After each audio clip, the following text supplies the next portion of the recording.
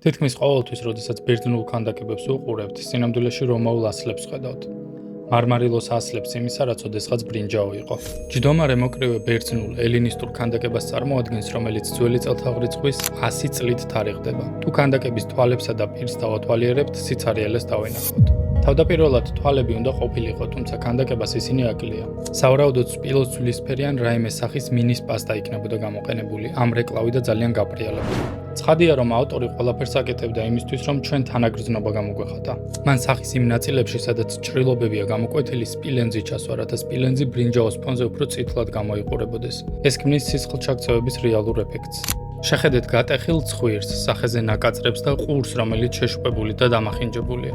ძველ საბერძნეთში კრივი ძირითადად თავში, სახეში დარტყმებზე იყო ორიენტირებული და სწორედ ამიტომ გამოიყურება მისი სხეული დღემდე ასე რეალისტურად და იდეალურად. ბერძნულ ხელოვნებაში ეს ის პერიოდია, როდესაც გულწრფელი ინტერესი ჩნდება გმირულის მიღმა გასვლის.